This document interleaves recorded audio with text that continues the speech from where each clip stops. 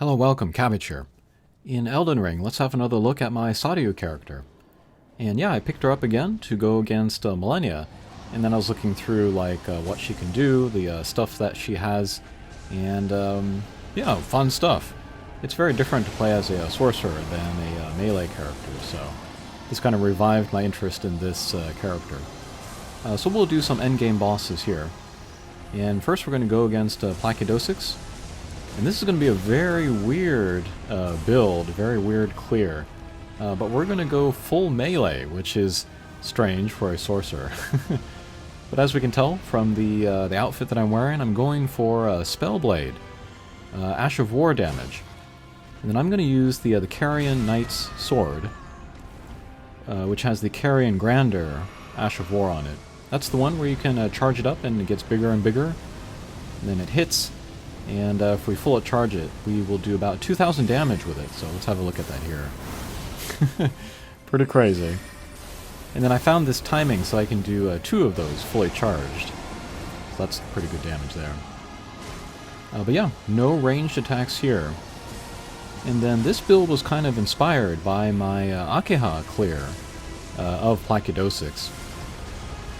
I was so upset with myself for running out of FP, like, way too quickly, using the Moon Veil there. So I wanted to get revenge with a different melee build, so that's where this is coming from. Okay, and there we got the stagger. So let's hit the eye there, very good.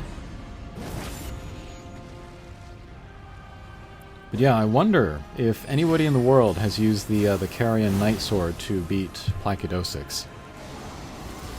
I'm guessing not, outside of, like, challenge runs where they're only allowed to use that weapon. Oh, and we're using the Bloodhound Step. I have a longsword, I think it is. And so whenever Placidusax flies up into the air, I'll move to that other sword so I can get, access to the Bloodhound Step. It's these attacks here where he's teleporting in and out and attacking us that are hard to dodge, so the Bloodhound Step can help us there. And Bloodhound Step is really good. I wonder why I haven't been using it up to this point. Okay, flies up in the air. We'll switch to the longsword again.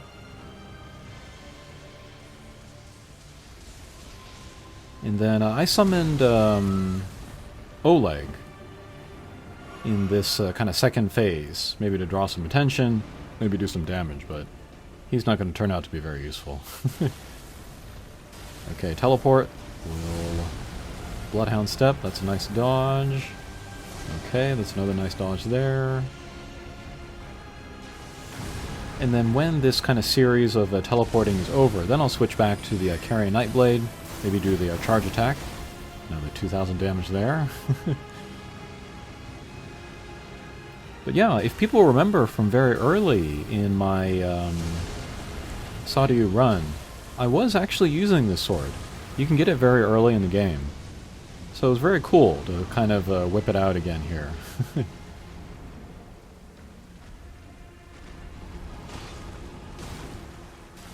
And then I'm a little bit kind of struck by how much I am playing this game, how many different builds, how many different characters I'm making. But then I was talking to my brother, and then he was telling me about how he's played Skyrim like a million times. He's doing another run now. And then, yeah, I've heard Elden Ring called the Skyrim of the 2020s. And I'd be curious to hear from anybody who has played Skyrim, if they think that comparison is accurate or fair, and maybe what their experience was like, you know, going from Skyrim to Elden Ring.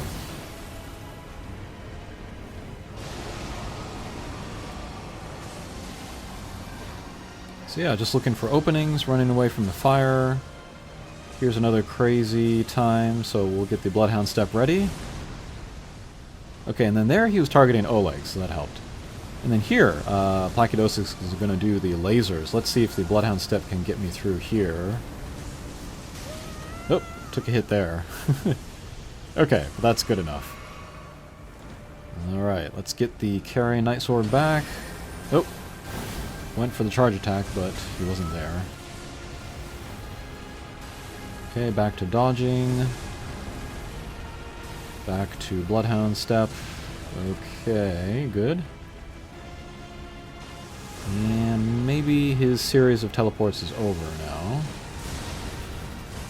So let's do that, but we're out FP. Ouch. Yeah, this armor does not have a lot of damage mitigation, unsurprisingly. This is more of a kind of a glass cannon build.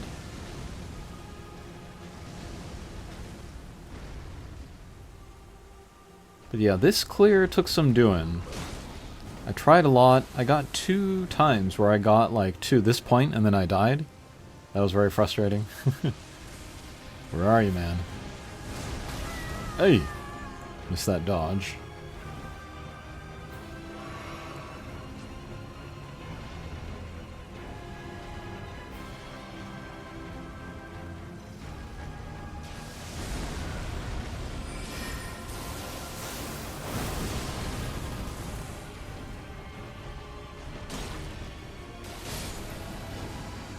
Okay, got him just as he was teleporting.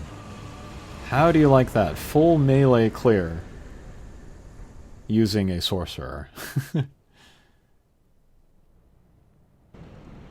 Okay, next let's go after the Draconic Tree Sentinel in front of Malekith. And this one, I'm going to use a more kind of a typical sorcerer build. I'm going to rely on the kind of the spiral shot that we get from Selin. Love this spell.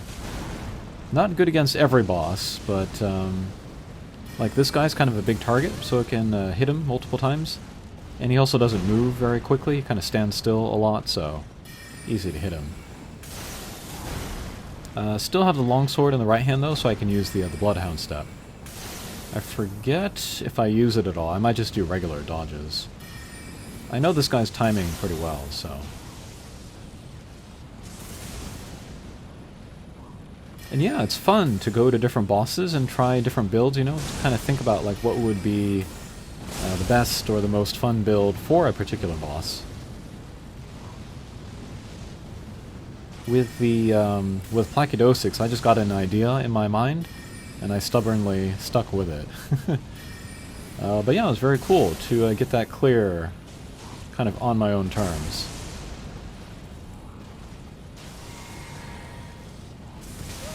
Nope, dodge a little bit early there. But yeah, here I'm definitely taking advantage of the terrain. There's that kind of that lip where it can like absorb the fireballs that the horse fires, so that gives me time to cast or heal or whatever.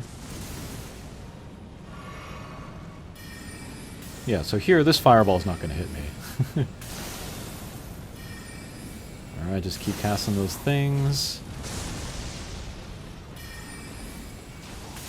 And then here I'm wearing one of my more stylish outfits. This is Roderica's outfit, but with the noble hat and the feather sticking in there. Okay, there goes the Draconic Tree Sentinel. No big deal.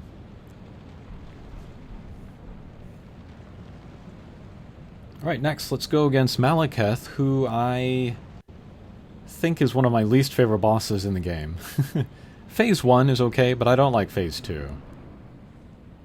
Okay, but here, we're going to change to the homing shot. I really like this spell.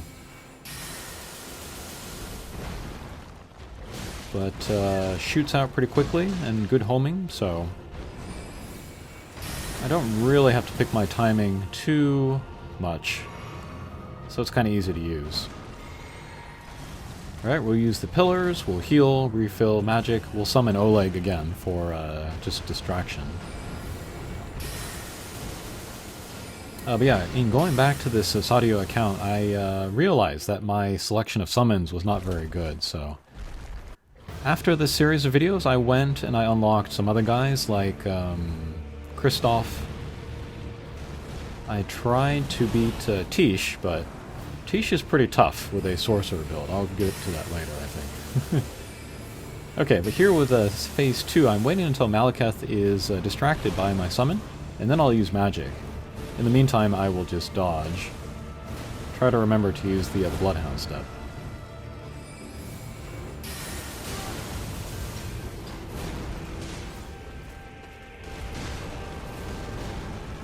Oh god. Yeah, this boss is very intimidating. With all the flipping around and all that. Okay, here I see an opening. Thankfully Malekith doesn't have a lot of HP.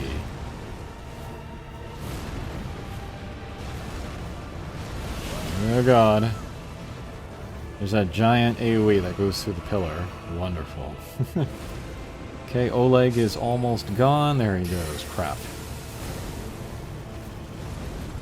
Alright, one more cast should do it. Oh god. Somehow, amazingly, dodge that. Okay, there he goes. My god. Don't like Malekith.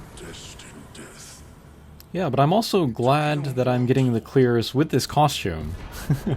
Again, not very good damage mitigation, but I like the look of it. Okay, next let's go against Gideon.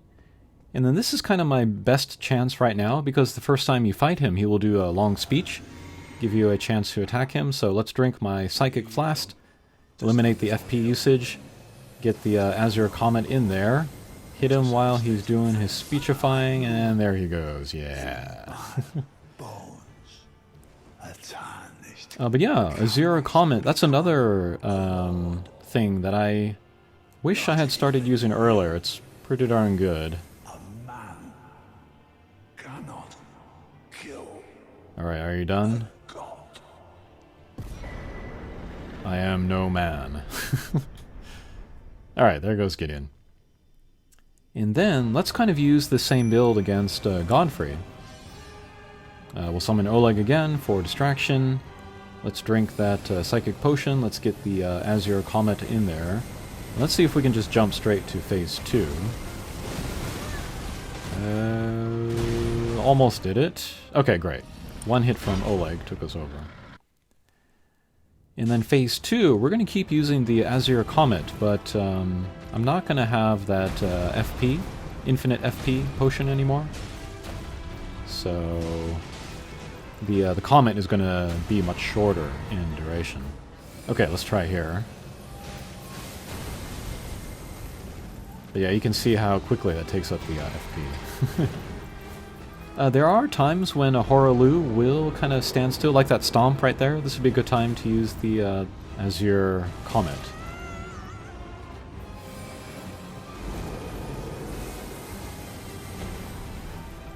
Okay, that was pretty good damage there.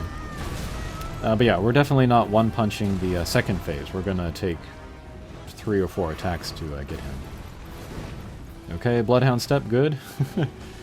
And again, just waiting for Oleg to pick up the... distract the boss, rather. And then wait for another moment to do the Azure Comet. Don't move. Okay, got the clear. Okay, and then let's go for Radagon and the Elden Beast. I was actually wondering if I wanted to continue playing and go for it. I waffled on it. I went ahead and got it. But first I got the summon for Tish. That was difficult as a sorcerer. So what I did is I just got the Moon Veil, unlocked it real quick, maxed it out, and then used that to get the pretty easy clear. That's a very overpowered weapon. But here against Radagon, we'll summon Tish, and then we're going to use the Staff of Loss and then do the Night Comet.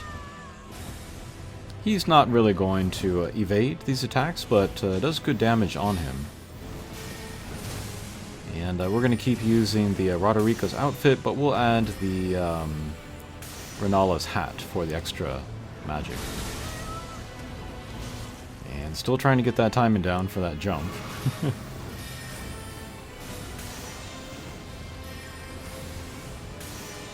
And yeah, this is an endurance battle. You know, playing the 2 bosses one after the other. And so kind of like the most difficult thing to do is to manage your resources, your flasks. Just so that we have enough to get to the end of Elden Beast. But I'm going to try something. I'm going to use Astel's Meteor, and then also combine that with the Psychic Flask to kind of stop FP consumption. I also use that in like Millennia and against Gideon. So let's drink that. Let's get right next to Elden Beast. And let's start casting that meteorite. Very good against large targets because it's kind of random with the targeting. But yeah, cool pose on my Saryu. Oh! He got me, but will I get credit for the clear? Yes, we will. We'll get the remembrance for the Elden Beast. And then let's see what happens here. Okay, it takes us to the final room inside the Erdtree, so now we can go watch the ending. Okay, so that's it for the Saryu account. She's still going to be the second character that I take into the DLC after Akeha, but this is good to kind of square away this account until then. Alright, thanks for watching, and we'll see you again. Take care.